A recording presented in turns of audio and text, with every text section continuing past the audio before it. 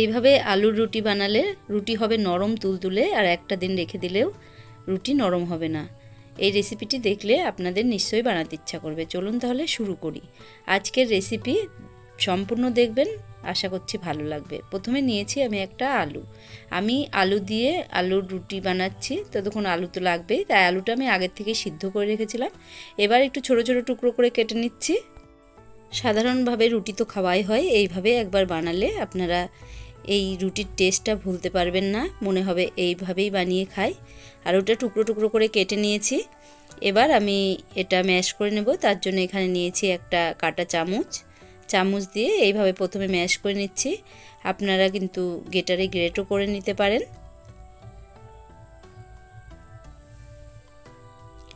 এইভাবে প্রথমে আমি কাঁটা চামচ দিয়ে একটু আলুটা ভেঙে নিলাম। এবার এইভাবে একটা ম্যাশার নিয়েছি, নিয়ে খুবই ভালো করে ম্যাশ করে নেব, যাতে কোনো দলাভাব না থাকে। দলাভাব না থাকলে রুটিটা একদম মসৃণ মোলায়েম হবে আর হবে নরম তুলতুলে। তার জন্যে আলুটা খুবই ভালো করে এইভাবে ম্যাশ করে নিয়েছি। এবার এর ভেতরে দিয়ে দিচ্ছি ইস্ট। এখানে আমি ড্রাই ইস্ট নিয়েছি, 1 চামচ মতো ইস্ট এই আলুর সঙ্গে মিশিয়ে দিচ্ছি। আলুটা যদি গরম থাকে তাহলে আলুর মধ্যে এভাবে মিশিয়ে দিলেই হবে, না হলে দুধটা কিন্তু উষ্ণ গরম নিতে হবে। যে কোনো একটা জিনিস উষ্ণ গরম নিলেই এই ইস্টটা ভালো মিশে যাবে। এখানে নিয়েছি আমি দুধটা এর ভেতরে দিয়ে দিচ্ছি। এখানে আমি 1 কাপ দুধ নিয়েছি, একটা আলু নিয়েছি। আপনারা বেশি পরিমাণে করলে একটু বেশি নিয়ে নেবেন। এবার আলুর সঙ্গে দুধটাকে খুবই ভালো করে মেশাতে হবে, একটা পেস্ট মতো বানিয়ে নিতে হবে। এইভাবে যেভাবে আমি মেশাচ্ছি এইভাবে ভালো করে একটা পেস্ট তৈরি করে নিলাম।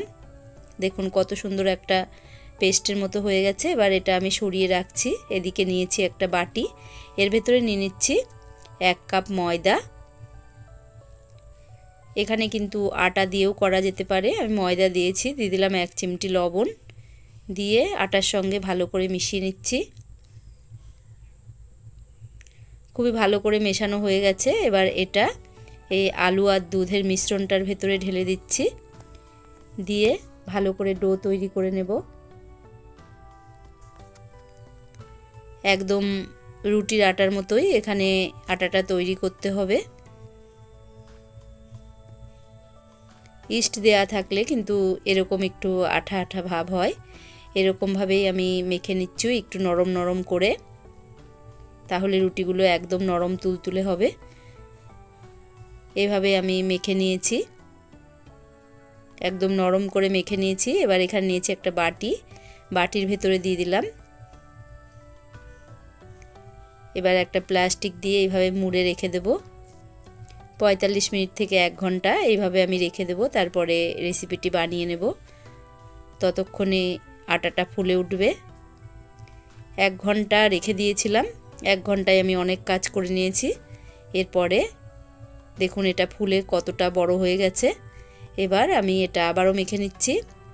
এটা হাতের সঙ্গে লেগে যাচ্ছে, চাটুর সঙ্গেও লেগে যাচ্ছে, তার জন্য আমি এখানে একটু ময়দা ছড়িয়ে দিলাম।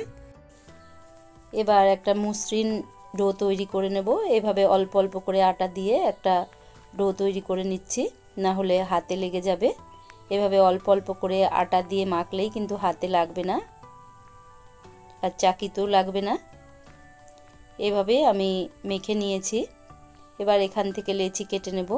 একটা চাকু নিয়েছি, চাকু দিয়ে এইভাবে একটু বড় বড় করে লেচি কেটে নিচ্ছি। রুটির থেকে একটু মোটা মোটা তৈরি করেছি, কারণ এগুলো একটু মোটা মোটা করলেই ভালো লাগে। এগুলো তো নরম তুলতুলে হয়, মোটা হলেও কোনো অসুবিধে নেই। এইভাবে আমি সবকটা কেটে নিয়েছি। এবার গোল গোল তৈরি করে নেব। এখানে আমার 5টা হয়েছে। এবার আর একটু আটা ছড়িয়ে দিয়ে আমি গোল তৈরি করে নিচ্ছি। এভাবে গোলা তৈরি করে নেব। একটা হয়ে গেল, এবার আর একটাও এইভাবে করে নিচ্ছি।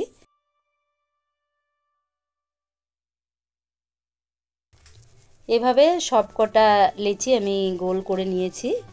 এবার আমি বেলে নেব। তার জন্যে এই চাকির উপরে দিয়ে দিচ্ছি সামান্য একটু ময়দা।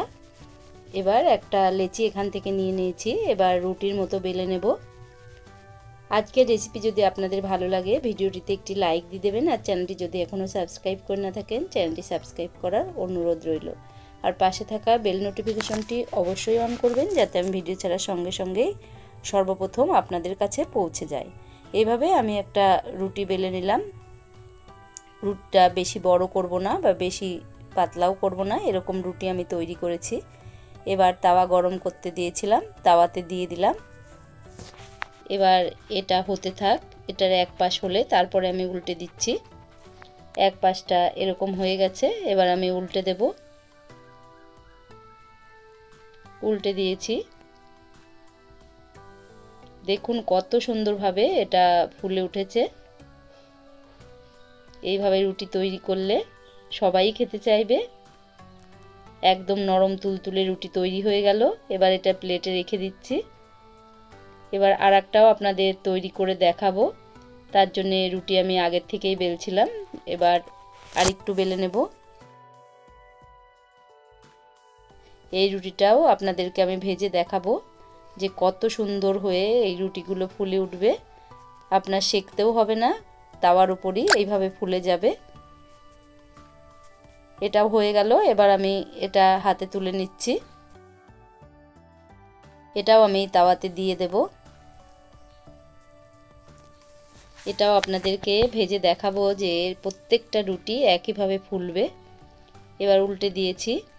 এবার এইভাবে একটু চেপে চেপে দিলে ফুলে উঠবে। দেখতেই পাচ্ছেন এটাও ফুলে উঠছে।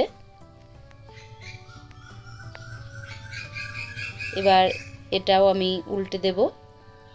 উল্টে আরেকটু সেঁকে আমি নামিয়ে নিচ্ছি। নামিয়ে এটাও আমি প্লেটে রেখে দিচ্ছি। তাহলে আলুর রুটি তো রেডি হয়ে গেল। এটাও দেখুন সর্বশেষ রুটিটা, এটাও কত সুন্দরভাবে ফুলে উঠছে। এইভাবেই আমি সব কটা রুটি তৈরি করে নিলাম। আজকের রেসিপি আপনাদের কেমন লাগলো অবশ্যই কমেন্ট করে জানাবেন। ভালো লাগলে লাইক কমেন্ট শেয়ার করবেন। রুটির ভেতরটা না দেখালে তো ভিডিওটি সম্পূর্ণই হবে না। দেখুন ছিঁড়ে দেখাচ্ছি, ভেতরটা দেখলেই বুঝতে পারছেন কতটা সফট হয়েছে। তাহলে আজকের মতো এখানেই বিদায় নেব। নমস্কার।